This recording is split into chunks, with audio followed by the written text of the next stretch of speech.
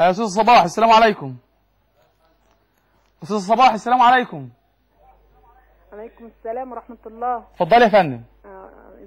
ماشي يا دكتور. بقول لحضرتك يا دكتور أنا بشتكي من القولون ليا فترة كده. أبشري بقى. بص يا أستاذ صباح. سن حضرتك كام سنة؟ أيوه. سن حضرتك كام سنة؟ 40. كام؟ 40. أقول لك بقى أبشري أبشري أبشري أبشري إن شاء الله. من أول كوباية هتشربيها للقولون هترتاح إن شاء الله، بس استمر عليه 15 يوم. طب وعندي ألم يا دكتور ليا 5 سنين، ليا 5 سنين في ألم في الحوض زي تقلة العين. ده إيه أسبابه؟ هل كشفت الدكتور قال لك عندك؟ ولدت قيصري. طيب قولي المشكلة الثانية معلش ما خدتش بالي منها، قولي تاني. عندي ألم في الحوض 5 سنين. بقالك كام سنة؟ من 5 سنين، من 2005 ولدت وضعت بنت قيصري والألم ما راحش. ربنا يبارك لك فيها. لما رحت للدكتور قال لك عندك ايه؟ قال لي هجرة بطانة الرحم وكده ومش هجرة بطانة. حاضر ان شاء الله. ولا الحلقة الجاية انتظري حاجة للألم دي يعني ضيعها لي نهائي، وألم في الظهر يا دكتور. ربنا يشفيكي. ابشري ابشري ابشري ان شاء الله. بالنسبة للتبويض يا دكتور. التبويض اخباره ايه؟ التبويض ضعيف شوية. التبويض سهله جدا، هقول لك على حاجات بسيطه جدا. بذر برسيم وبذر ينسون هقول لهم الحلقه الجايه ان شاء الله. طريقه استعماله ابشري ابشري يا رب المسلمين عددهم يزيد، بس يزيد في الخير ويكون كلهم مسلمين بجد. ان شاء الله ابشروا، وان شاء الله انتظرونا يوم الاثنين الجاي. اقول وبالله التوفيق. طبعا هنرد على كام سؤال من الاسئله ان شاء الله النهارده بس بعد ما نخلص كلامنا. اقول السلام عليكم. ام معاذ السلام عليكم. وعليكم السلام ورحمه الله. اتفضلي يا فندم. لو سمحت يا دكتور، انا عندي بنت اختي عندها ورم في الفك. ورم ايه؟ ورم في الفك. ورم في الفك؟ ايوه. ورم ايه ورم ايه؟ سرطاني. طيب النوع الورم السرطاني دوت خبيث ولا حميد؟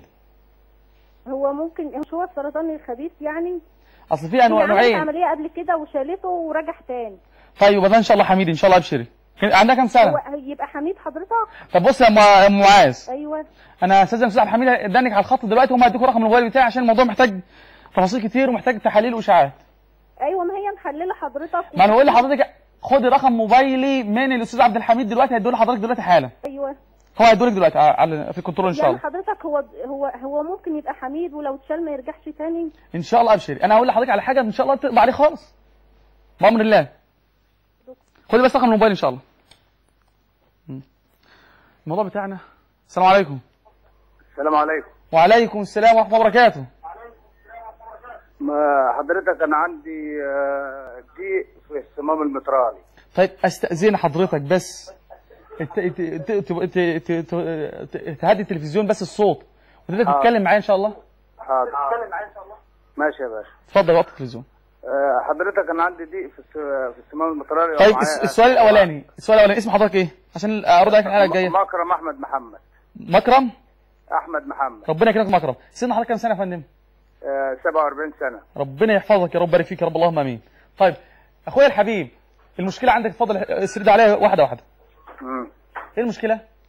عندي انسداد في الصمام المترالي وتكرر لي عمليه جراحيه، وحضرتك انا قلقان من العمليه الجراحيه. طيب ابشر وما معيش بالعربي. ربنا يا ربي يرزقنا واياك ويشفيك يا رب، اللهم امين. طب انت عندك ثقه في كلام النبي عليه الصلاه والسلام؟ عليه الصلاه والسلام. طيب طبعا. سمعني بقى وقفه لرسول الله عليه الصلاه والسلام صلى الله عليه وسلم. ان شاء الله ابشر ان شاء الله انتظرني يوم الاثنين الجاي ان شاء الله. معانا اتصال ثانيه؟ السلام عليكم. عليكم السلام كابتن. ايوه يا اخي الحبيب اتفضل. ازي حضرتك يا دكتور؟ يا السيد ربنا يحفظك يا اخي الحبيب اتفضل. ربنا يخليك. انا عايز بس حضرتك اسال، انا عندي كرش. كرش؟ عايز حاجه انزله اللي هي زبط زون او حاجه زي كده. هو ان شاء الله احنا ان شاء الله ابشر ان شاء الله. انت عاوز الكرش بس ولا الجسم كله؟ لا الكرش بس يا ريت تفيدني حضرتك وتقول لي مثلا دلوقتي، لان انا مش موجود يوم الاثنين وانتوا ما عندكوش اعاده للبرنامج. طب صلي على الحبيب صلى الله عليه وسلم. صلى الله عليه وسلم. طب هستأذنك لان موضوع الكرش هيحتاج مني شرح كتير، فمعلش يعني حاول تخلي اي حد يتابع لك الحلقه الجايه او يسجلها لك. ماشي يا اخويا؟ يلا اتصال اخر. السلام عليكم. طيب هنكمل بقى موضوعنا عشان ما اعرفش بقى في الوقت قد ايه.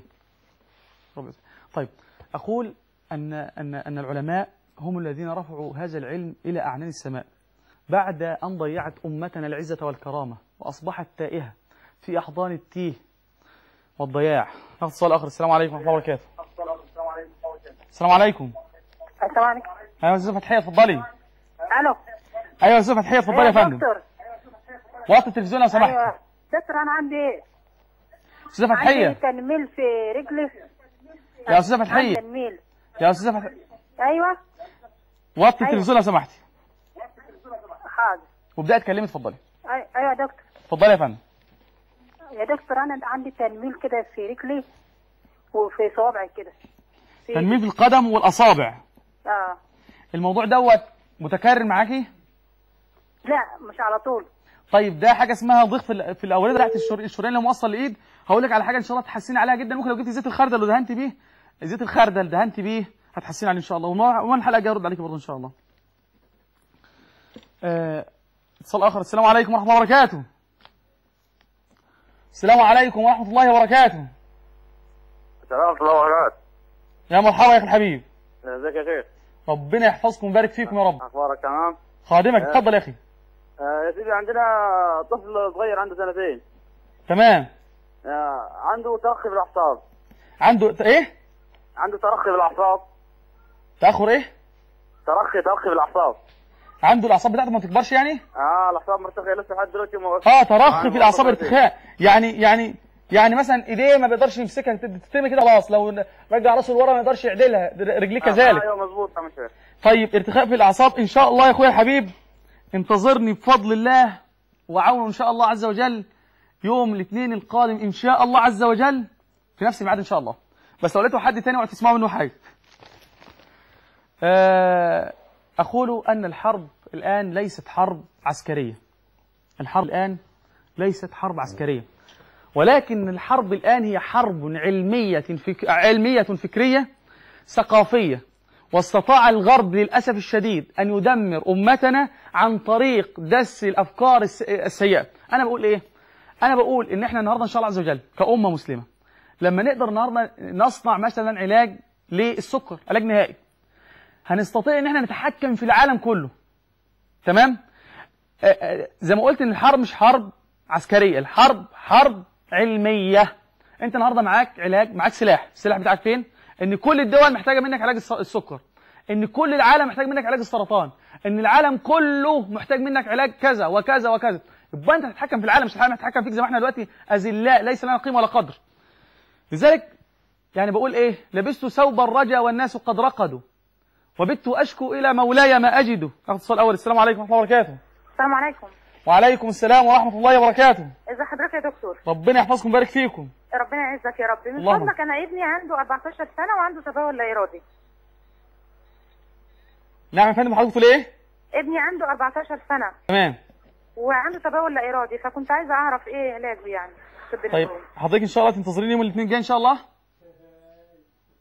السلام عليكم. انتظريني الاثنين الجاي ان شاء الله.